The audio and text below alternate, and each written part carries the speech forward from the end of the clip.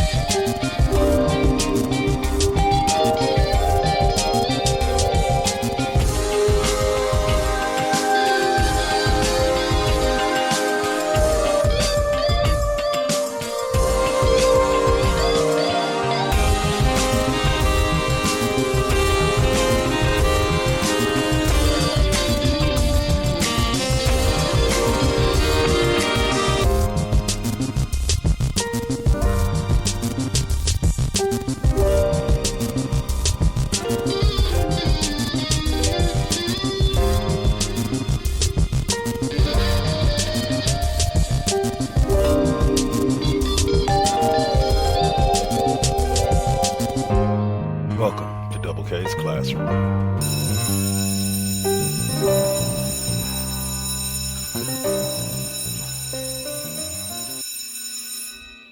Class is officially in session.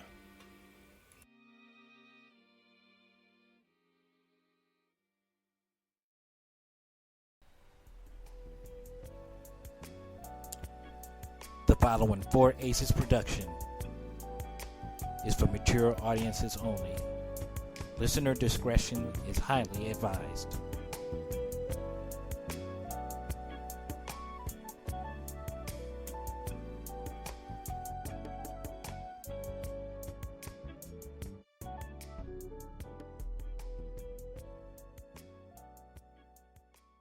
Yo, what's up, y'all? What's up? This is Double KK Double back with you again here on the Four Aces Presents Radio Network or on the Double KK Double YouTube page. Y'all can find me all over the place. Twitter, Double KK Double, Facebook, Double KK Double Network, Spreaker, Castbox, Google, anywhere. So let's get to it. This week we open up talking a little bit about the Golden State Warriors, who I just happen to be watching right now, play the Charlotte Hornets down, I believe, 10-6 at this point, or 8-5, sorry. Make that 10-5, sorry. Lonzo Ball just hit a shot, yeah, man. So this Warriors team has had kind of an up and down. Like you look at last week, they had a 4-game road trip, through this last weekend of this week, they had a 4-game road trip at the Magic, at the Hornets, at the Knicks, at the Pacers. In my personal opinion, with the skill level of this particular Warriors team, this should have been a 4-0 sweep and a run of 6 straight after beating the Miami Heat and Cleveland Cavaliers the 2 games before. But instead, they blow a 13-point lead and lose by 4 in Orlando. They blow like an 11-point lead in the fourth quarter and lose by 2 on some bullshit where Draymond Green gets ejected and they get 2 technical free throws to tie the game and then hit a game winner right after, and the ball and hit a game winner right after that. It was stupid on Draymond's part, and they did bounce back from that with the 114-106 revenge win over the Knicks, and then another revenge win 111-107 over the Pacers. Let's also mention that the last 2 games, the games against the Hornets and the Magic, the Warriors did not have Kevon Looney or James Wiseman, so they basically had nobody over 6'7" on the squad that they could use, and they didn't go out and pick up any other big man. But now they have both those gentlemen back in the lineup, and they seem to be back to their winning ways, sitting at 18-15 in 4th place in the Pacific standings. And now would be the time for them to make a little run and push, because the Lakers are on a 4-game losing streak. The Clippers and Phoenix both lost their last games. So now would be the time for the Lakers, if the Warriors could rattle off 7-8 games win streak and get to like 23-15, they could be one of the top 4 seeds in the West and look like a legit contender. But because this squad is talented, Andrew Wiggins, Kelly Oubre Jr., of course, Steph Curry and Draymond Green. Wiseman is rounding out. He's a beast. I want to say the game when he first came back against the Knicks, he ended up with like 16 points and like 5 rebounds.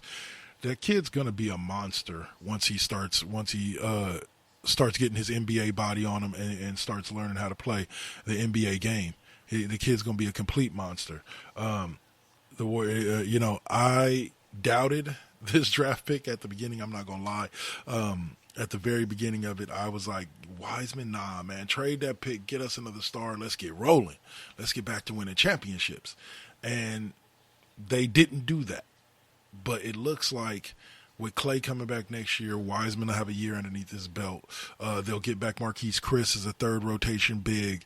They'll hopefully still have Kelly Oubre and potentially still have Andrew Wiggins as well and sign both of them to long-term contracts. And I think this squad could rattle off at least 2 finals appearances and at least 1 finals win. Yes, that's even with LeBron James in the West in Lakerville. Yes, I honestly believe that this Warriors squad could get the job done and win an NBA title.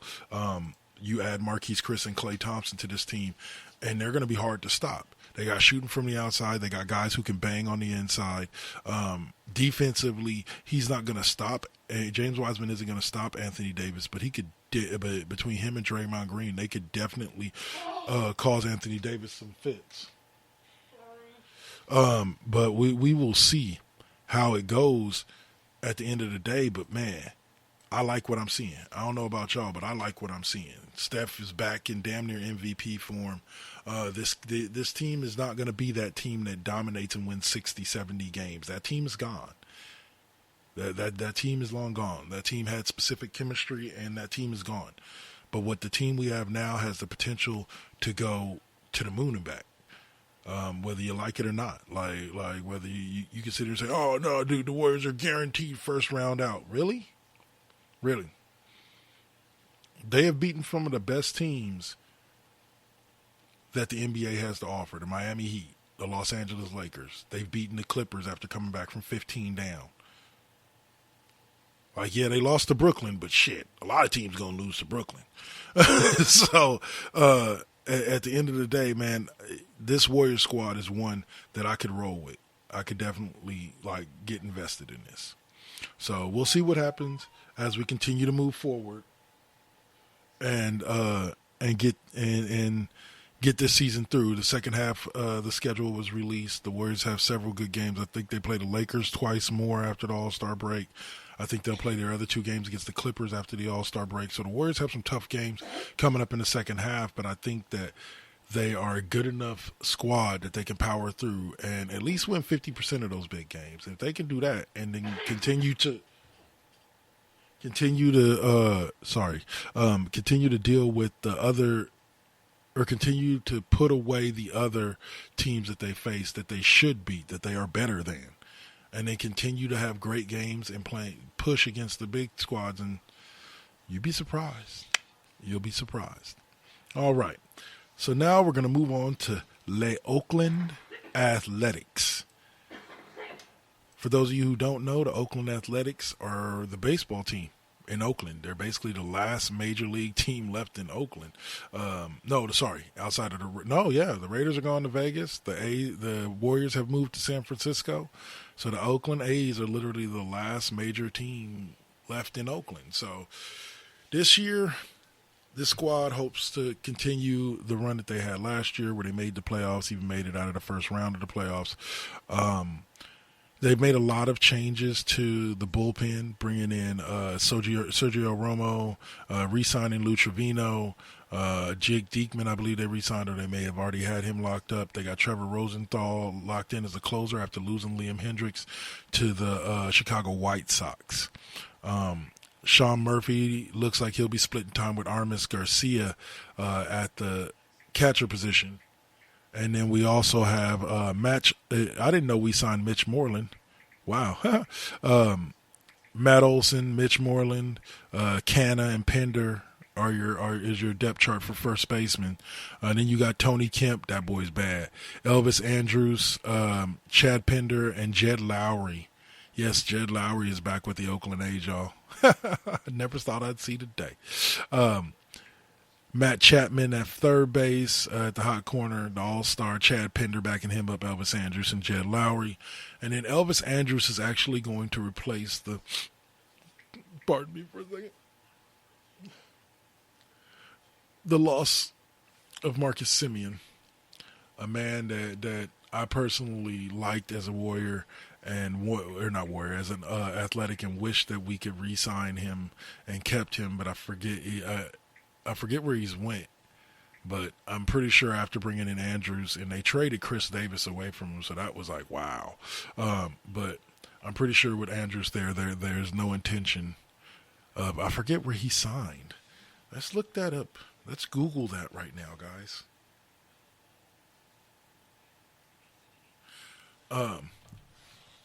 Let's see. What was I talking about? Oh, Marcus Semien.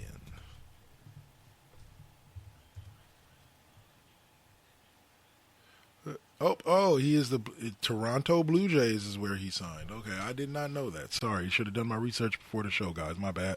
So he signed with the Blue Jays, so they traded Chris Davis away for Andrew, which is okay because they do have Mark Canha, Chad Pender, Tony Kemp can play some outfield, as well as Steven Piscotty and Seth Brown. They also have Ramon Laureano, who's a beast at center field, Mark Canha, Tony Kemp, Kai Tom, and Seth Brown backing him up. And then you got right field, Steven Piscotty, Mark Canha, Laureano, and Pender backing him up. And then Mitch Moreland at the DH to replace what we lost in Chris Davis. So basically, we just gave up Marcus Semien to the Blue Jays and then Chris Davis to the Rangers for Mitch Moreland and Elvis Andrus, even though I don't think Moreland played for the Rangers last year, but I remember he used to play for the Rangers. But yeah, I think this is a solid lineup. I think this is a solid team lineup. It's going to be interesting to see what Bob Melvin can do with them, because they're a damn good team with a lot of potential. I think if you're looking for a breakout star potential player this year, look at Jesus Luzardo. Mark my words, that boy's going to be a beast. He will win 20 games at least 1 year in his career. May not necessarily be for the Athletics, I hope it is, but he will. The kid's good. So, all right, that's that. It's been a pleasure talking to y'all about the Athletics and the Warriors. We're going to take a quick commercial/podcast promo break, and we'll come back with a little update on the San Francisco 49ers, and I'm going to give you kind of my take on the GOAT conversation and some of the criteria that I feel goes into it. You're listening to Double K's Classroom, or you're watching Double K's Classroom right here on the 4 Aces Network, Spreaker.com, YouTube, Google, Spotify, wherever you find your favorite podcast, you'll find us. Peace.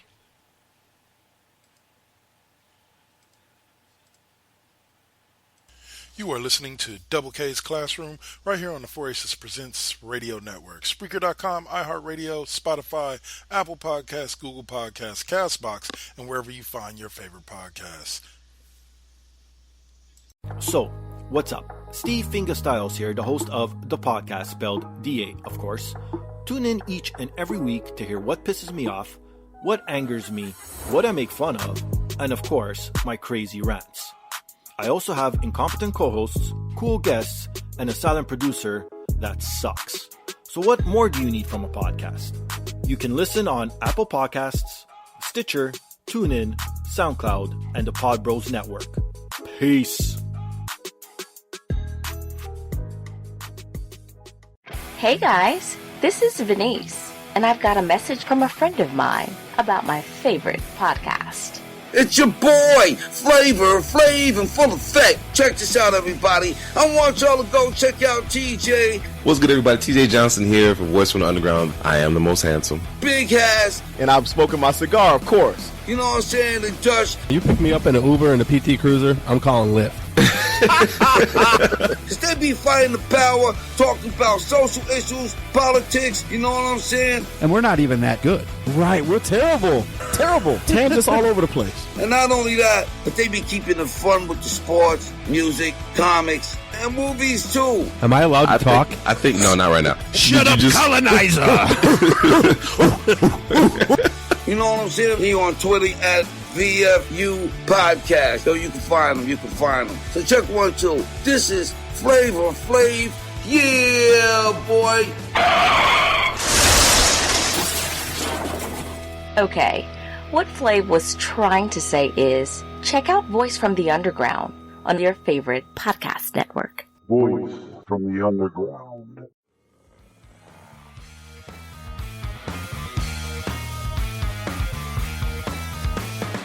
Man brain. You know you want it. You know you need it.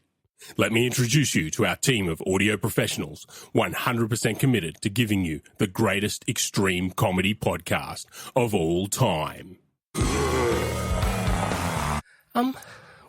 What's SPH? I'm so super cute. Send me your orgasmic release videos. You can get it rootin'. You can get it tootin'. You can get it doing doughies in your yeet. Mi nombre es Tío Yeti. And you just laugh at little Hank. I ain't gonna pretend I is fresh. But looks like you might like that. And most importantly, I'm Skullfucker. Rah! Go to manbrainpodcast.com to get orally violated. Manbrain out.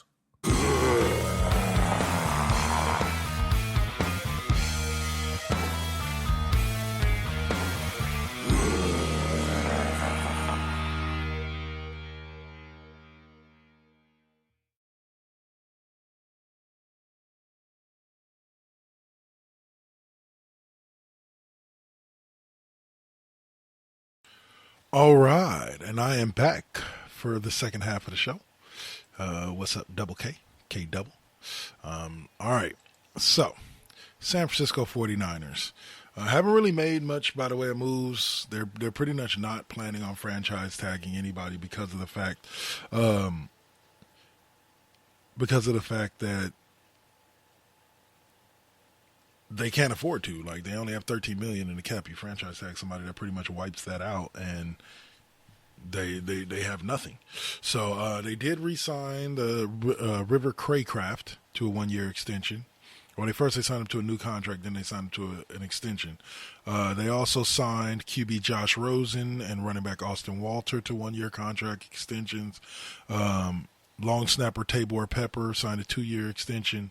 They signed Jeff Wilson to a 1-year contract, and Ken Webster, cornerback, to a 1-year contract.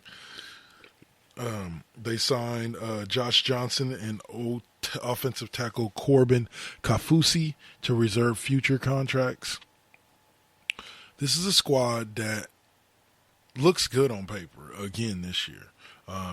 Pretty much Lynch is pretty much guaranteed that Garoppolo is going to be back as the head quarterback. I do expect them to address their quarterback depth, as they said.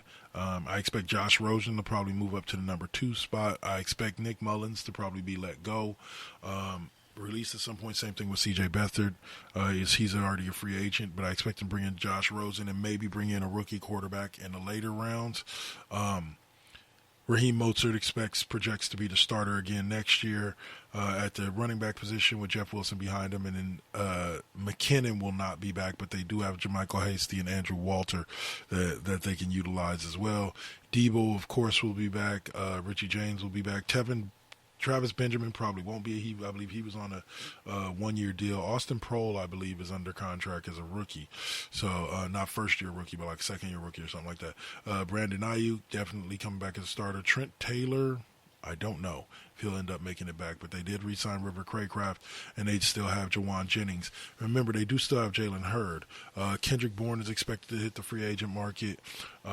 They still have Kevin White, Chris Thompson. George Kittle is still the starting tight end. I believe they signed Reed to a long-term contract, but Dwelly may be ended up getting let go. Warner was just drafted last year. They're going to do the best they can to re-sign Trent Williams, and that's going to be huge. Colton McKivitz is not quite ready to start at any point. They need to, I would say, cut bait with Weston Richburg. I believe he's going to be a free agent this year anyway. And they would be smart, and Grasu as well, and they would be smart to go after Alex Mack. He knows Shanahan's system, played in it for a couple of years in Atlanta, and he's a damn good former all-star center who's still got some tread left on the tire, if you know what I mean. Then you got Daniel Brunskill, right guard, and then third-year player Mike McGlinchey, man in the right side. So you lock down Trent Williams, that's going to be huge during free agency, and I think that's going to be their primary objective. Arik Armstead, killing it. Solomon Thomas, same thing. DJ Jones will be back. Nick Bosa will be back. D Ford, I don't know. Deion Jordan, I don't know. Javon Kinlaw, of course. I hope they bring back Ezekiel Ansah. Let's see. And maybe potentially Contavious Street. They got Demetrius Flanagan-Fowles at the weak side linebacker. Fred Warner, Pro Bowler, at the middle linebacker. And then at the Sam linebacker, they got Dre Greenlaw. I expect all of them to be back for next year. They got Joe Walker, who was a rookie last year, Azeez Al-Shahir, who I believe is on the third year of his rookie deal, and Mike Shinoza, Nezdocha. I believe they'll find some depth as well in the draft for as far as the linebackers go. Cornerback is going to need to be, in my personal opinion, is going to need to be addressed immediately in the first round. Why? Because you could get one of the top tier corners and be able to lock down within a year or two, be able to lock down one side of the field for your defense. And I think that would be huge with a lot of young players on this defense that can look to grow together and become the next Legion of Boom, so to speak. Jaquiski Tart is locked up, so is Jimmy Ward. Jason Verrett is another one that I would say try to bring back, just like Trent Williams. Try to bring him back for a couple of years. I think you bring in a young corner and put him opposite Verrett, and I think you got a tandem that could do some things. Verrett showed some signs of being back to his all-star form when he played this year. So when he started for the Niners for the better part of the last part of the year, or beginning part of the year when Sherman was out. So, yeah, and of course we always got Robbie Gould as the place kicker and Mitch Wachowski as the punter. So they've got some power. They've got some power and some depth. And I think both things are going to come in handy for them come next year. Don't sleep on the 49ers. Don't think that they just because they went 6-10 this year, they didn't fell off for good, because they coming back. This team will be better next year than it was this year, and they might just surprise the NFL and get back to a Super Bowl. We'll see. Now, final subject for the night. Let's talk GOAT combo. What I mean by GOAT combo is what makes a GOAT. Different people say different things. Some say it's winning championships. Some say it's dominating the league for an extended period of time. Some say it's playing a bunch of years. The longevity of career is what makes you the GOAT. I say it's a combination of all of it. I think you check off boxes. I'll use a prime example. I just recently got done playing the video game UFC 3 and played my personal creative fighter that was me all the way through to retirement as the greatest fighter of all time. And there were boxes that I needed to check. There were 8 of them to be exact. 2 from interpromotional and then 6 from within the UFC. There were 6 boxes. There were a total of about 10 categories, but there's about 6 boxes. And I think it's kind of similar with the GOAT conversation. I think that it matters. First and foremost, in order to be anywhere near the GOAT conversation, you have to have multiple championships, period. And I'm not talking about multiple championships like Robert Horry, like, oh, I just happened to be on the right bench at the right time to rack up 7 rings. Not to say Robert Horry didn't play his part. He was a great and amazing role player who did what he needed to do to do his part to win. But he was by no means on any team in which he won the championship. Was he ever the team leader? Was he ever the locker room leader? Ever at any point during Robert Horry's career, was he ever the locker room leader? So let's eliminate the Robert Horry. We're talking about guys like Bill Russell, Wilt Chamberlain, Michael Jordan, who despite having all-star teammates, led their teams to championships. LeBron James, okay? So you have to have multiple championships. You have to have multiple championships as the leader of your squad. Not necessarily the best player on the team, but the leader. Because people fail to remember that sometimes. That the best player on the team isn't always the leader in the locker room. I'll use a prime example. The Warriors, the Golden State Warriors, that's Steph's team. But if you ask a lot of people, the heart, the soul, the leader of the team is Draymond Green.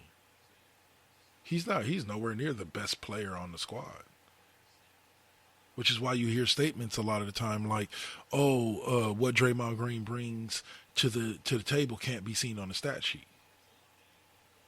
So because of that, it's one of those types of things where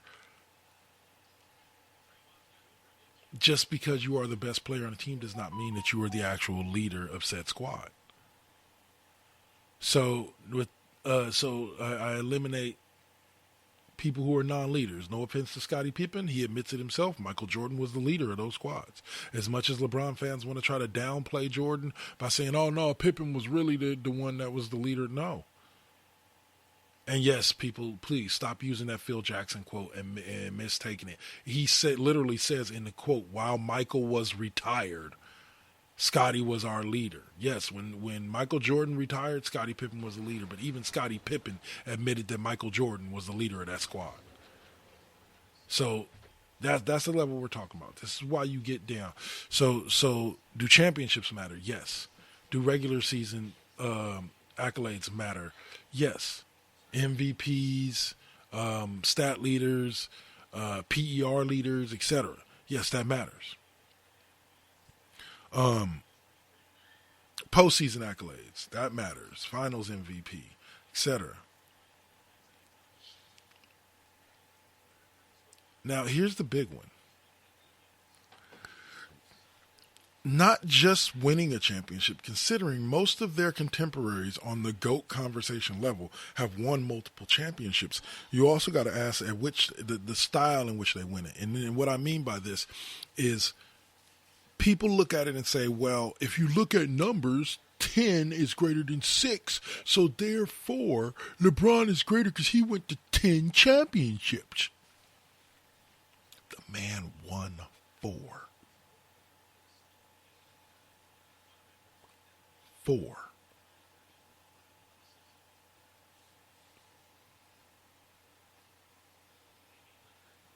Got it? If you are going to make it to 10 championships and you want to impress me at least, and hey, my opinion means nothing. I'm just a dude on YouTube and then on the internet that has his own opinion. But if you want to impress me by going to 10 championships, you got to win more than you lose. And for people to say, oh, well, the competition is just so hard. The competition is hard for any team that reaches the finals. These are the best 2 teams in the league.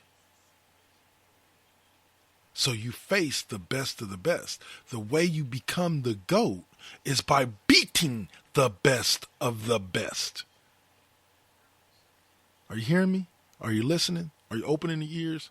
The path to GOATdom comes from beating the best of the best. This is why a lot of Michael Jordan fans, not myself personally, but a lot of Michael Jordan fans say that the 6-0 is the end-all be-all, because they might not have been as good as the teams today, but Jordan faced the best of his generation and beat them all. No cap. All of them. Stop multiple Hall of Famers from winning rings ever in their career. Charles Barkley does not have a ring in his career because the best year that they thought he was going to have to win a title, Michael Jordan took it away from him. Karl Malone and John Stockton got 2 tries and failed both times. Now let's, in contrast, take a look at the other man in the GOAT conversation. Well, let's take look at some of the other men in the GOAT conversation. Will Chamberlain, possibly one of the most, or no, that's Kareem Abdul-Jabbar with the skyhook. But Will Chamberlain, an amazing career, multiple championships. Bill Russell, 13 years, 11 chips. 11 chips, 13 years. But didn't have the dominance of the league as far as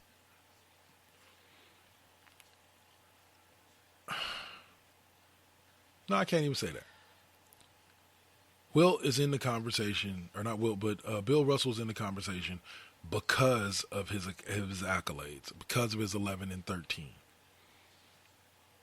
And he's in the convo. MJ is in the convo because he is 6-0.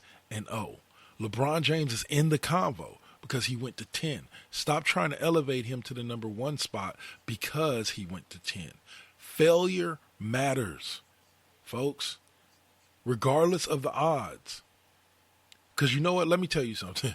Well, to get corny with you and get movie with you, when Rocky stepped into the ring with Ivan Drago, nobody expected that little nigga to win. Nobody expected that little fool to win. And if he'd have gotten dropped in the first round, nobody would have been surprised. But it still would have counted against him. It still would have counted against him. He still wouldn't have been Rocky. Why? Because you got your ass knocked out by Ivan Drago. Lord knows, after Ivan killed Apollo Creed, he might have killed Rocky. Caught him with a face wound, right to the face. Losses count, folks. Let's not try to wipe them away because we want to support some narrative that this player is better than the others. Did Jordan lose? Yes, he did. And most 99.9% of Michael Jordan fans will tell you that. Bill Russell lost. Wilt Chamberlain lost at certain points in his career. The only person that really didn't ever lose was Kareem Abdul-Jabbar. That nigga was successful at just about every level. I believe he had a high school championship, a couple college championships at UCLA, and won championships with the Lakers. That fool just won wherever he went. It didn't matter. Which is why Kareem is in the GOAT conversation. It's a conversation for a reason, folks. And I say all of what I said to show you and to tell you that it's a convo for a reason. There is no definitive GOAT. There isn't. Everybody's going to feel different about it. Until we figure out a metric that can truly tell us who the best player ever to touch a basketball or the best player to ever touch a football, people's opinions will always differ. I still have friends who refuse to acknowledge Tom Brady as the GOAT, even after winning 7 of 10 Super Bowls. Still think it's Joe Montana. And I'm a 49ers fan, and I love Joe, but sorry, the accolades are just too piled up for Tom Brady. And I'm not talking about yardage and all that. I'm talking about actual hardware. 7 titles. 9 AFC championships and 1 NFC championship. Multiple Super Bowl MVPs. The accolades just stacked too high for Tom. I love Joe, but stacked too high for Tom. But I respect those that say Joe is, because that's that I can see where they're coming from. The issues with a lot of LeBron fans come in that is because they try to force it down people's throat that LeBron is the GOAT. Just accept it. Just accept it. He's the GOAT. Fool, no, I don't need to accept it. It's a GOAT convo. Nothing's been locked in stone, and nothing LeBron has done during his career locks him in that spot at all. Nothing he's done in his career. And don't even get me started. I'm going to wait till next episode to get started on this. At 36 years old, he's so impressive. Oh, bro, we gonna bring out some stats on that shit. Next episode. I hope y'all have enjoyed listening to this episode of Double K's Classroom. And, I'll be back with you in 2 weeks. Next week, we got some KD5P, probably some more 90s chart toppers for episode 101. And this weekend, we got the Cheap Pop Podcast, episode 42. Stay tuned after this show for a sneak peek into what's coming up on Cheap Pop. All right? Bet. Peace.